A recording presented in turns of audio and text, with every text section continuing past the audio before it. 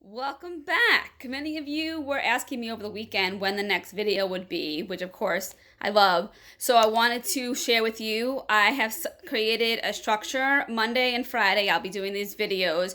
That way you can end your week and begin your week and end your week with me, be able to have something to look forward to on a Monday. I know even when we aren't working, Mondays are still like, oh, I have a whole other week that I have to deal with and get through. So I wanted to share with you so you can tune in a little bit Mondays and Fridays. And today, what I wanted to speak about was, first of all, I really just wanted to check in with all of you. I know lately every day there's something else. I mean, today I found out there's a bubonic plague. Who knew? Who knows what's next, right? We all joke about it and what's coming the next month, but in reality, it's a lot for our brains to get used to. One of Tony Robbins talks about the 6 needs that humans need, and one of those needs is the need for safety, for consistency, for being able to rely on the world around you. And I think all of us, for 20, 30, 40, 60, we all say in our lifetimes, we've never had so much uncertainty. We've never had to wonder if, the kids are going back to school, or if we're going to have jobs next week, or when the money's going to run out, in regards to paying rent. We've never lived so much in times that we don't know the next day what's going to come out on the news, what new disease will be developed, and it just can kind of be overwhelming, right? No matter, even people who don't deal with anxiety and depression and things like that, it's still a lot to take in, for the even for the kids, for the pets, for everybody. It's a hard world. And what I started thinking about was the idea that instead of focusing on what we can control, we should really focus on what we are able to have an impact on and able to control.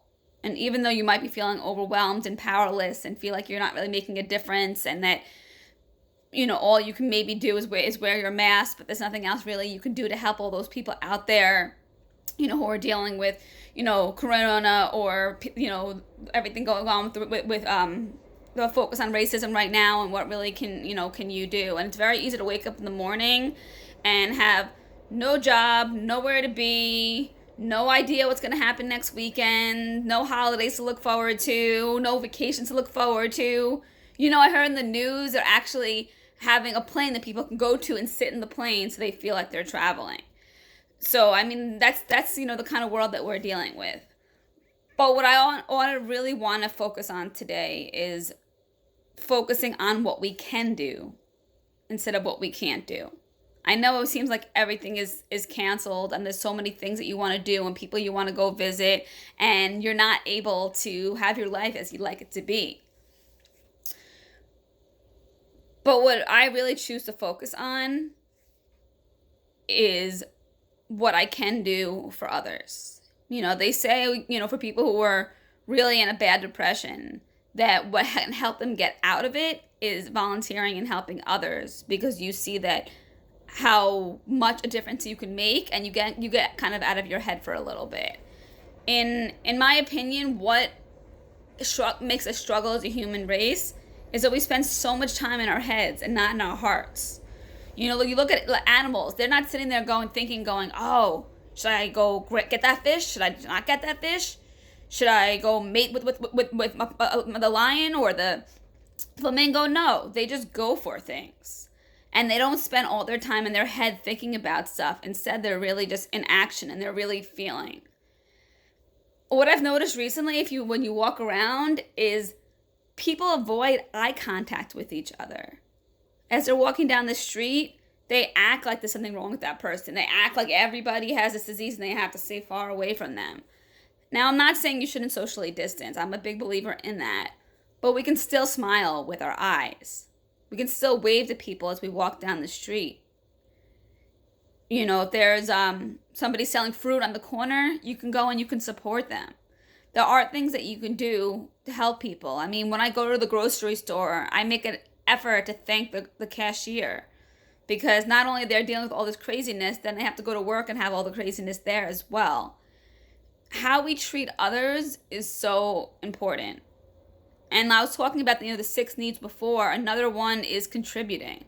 When you're able to contribute to another, your day automatically is better. So whenever I interact with anybody these days, I take a moment to say, hey, what can I do to contribute to this person? If the person seems in a depressed mood, taking the time to listen to them and try to make them laugh and cheer them up. If a lot of birthdays, summer babies are very popular, including me.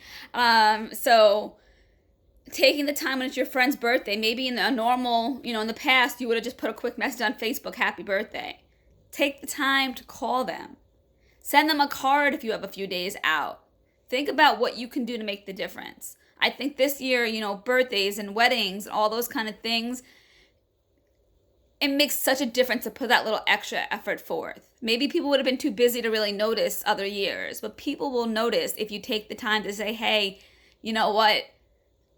We're all grieving. And if somebody was grieving, you would take the time to see what you could do to try to make their loss a little less heavy. So my challenge to you is, as you interact with the people in your life in the next, few days, really think what you can do in order to make their day or their life better.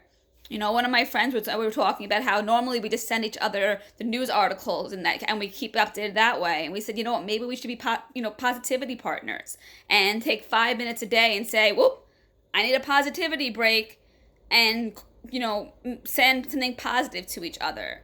Tell each other something that we're happy happened that day, something good that happened that day. Taking the time, as they say, to stop and smell the roses. I haven't read probably in years. I've started to try to put my phone down for at least, 20 minutes a day and read a chapter or two. And that makes me realize it's something that I have control over. I have control over finishing my book. I have control over going for a run.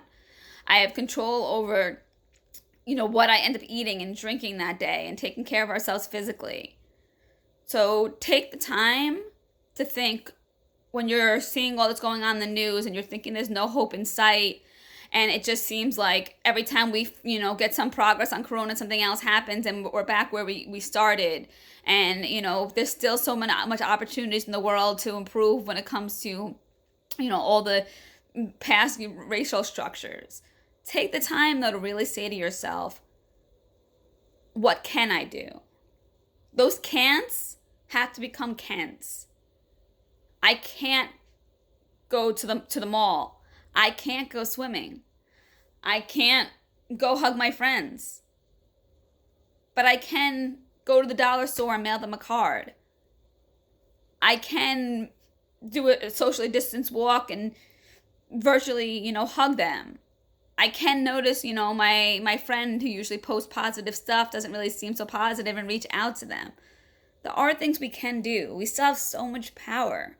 Yet we're walking around acting like, oh my gosh, because I can't eat in my restaurant, the world is over. I can't go hang out with my friends this weekend, the world is over. But there's so much that you can do.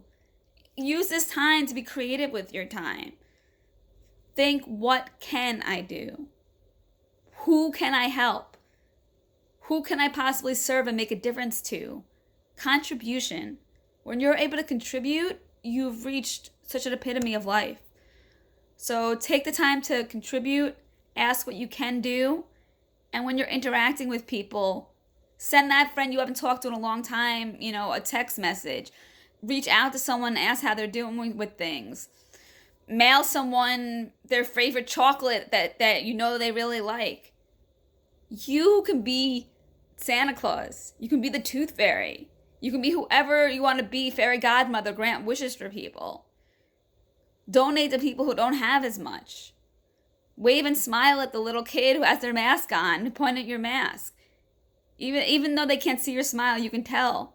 Make eye contact with people. That's my biggest thing. People do not make eye contact because it's like they're trying to avoid, thinking if we make eye contact, we're going to get corona from each other. Make eye contact. Notice there's people around you. And just create a community that everyone feels like they matter. Take that time to connect around you. Notice the community. Notice the people. Don't just sit there on the phone and complain with your friends of, oh, I can't believe this is still going on. When is this going to be over? I thought we finished out already. No. Focus on what you can do.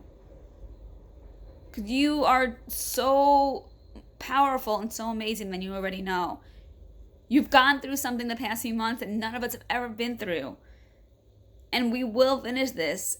But while we're not, don't wait for the, oh, I can't wait until this is over. Keep it going. Honestly, I'm happier in the pandemic than I probably have been in a long time. Because I'm focusing on my power and what I can do each day. Instead of like, oh, life sucks. I'm so tired of this. The train is crowded. Focus on what you can do. I'll see you Friday.